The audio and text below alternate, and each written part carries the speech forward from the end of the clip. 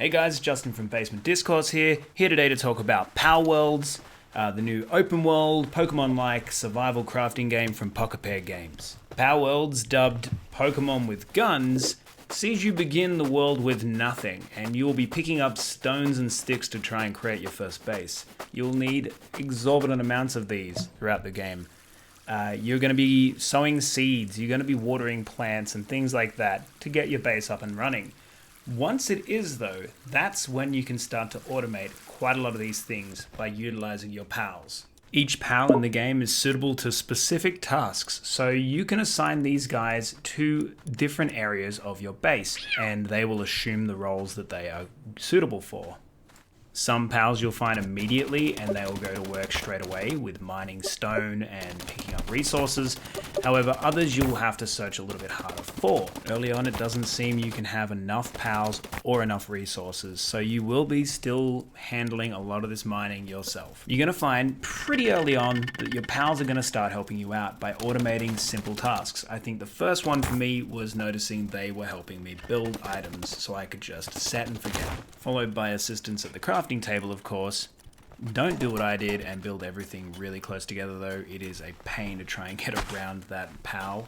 They are super in the way. The automated pals are going to be a little bit slower at the tasks, but they're doing it for you, so stop complaining and just walk away and do something else while you're waiting. And by assisting the pal in that task, you will actually speed up the process as well, so being a part of it still does actually help. Just don't do what I do like every other time at the crafting table, and remember to pick up the item that you just crafted. Otherwise it's just sitting there waiting for you to pick it up.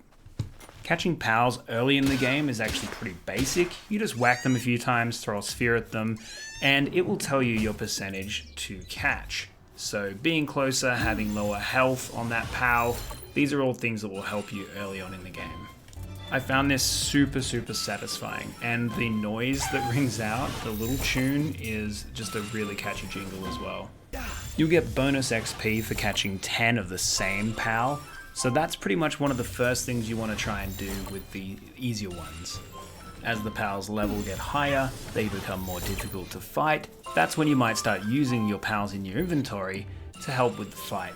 Just be careful they don't take out the pal before you're able to catch it. This happened a lot to me early on. So try and time it, bring that pal back into its sphere, and that'll give you enough time to throw your sphere without fear of the other pal taking him out before you get the chance.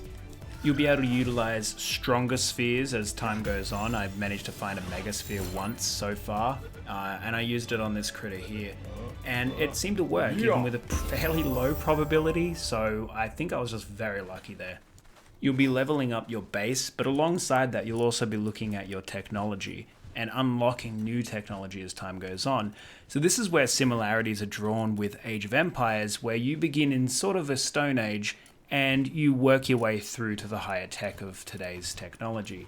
It doesn't look like guns come into the game straight away.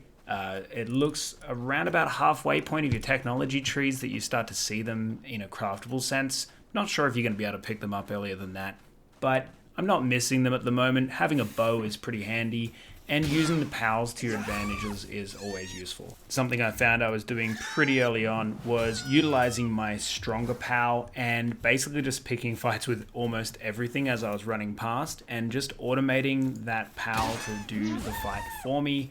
It levels up all of the pals inside of your inventory that are currently on hand, leaving you free to also just go and collect resources while they battle it out.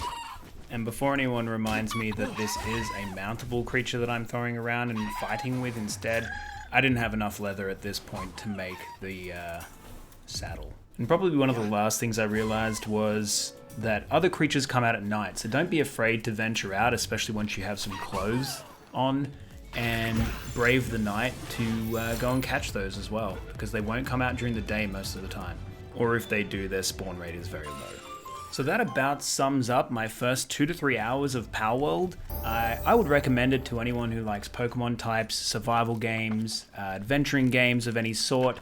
I've drawn similarities to games such as Zelda, Pokemon Arceus of course, Age of Empires, and an old game from EA called Spore. It's still in early development of course. There's probably a lot that they need to fix and change, But all in all, it was quite a satisfying experience, and I'm excited to dive into a bunch more hours.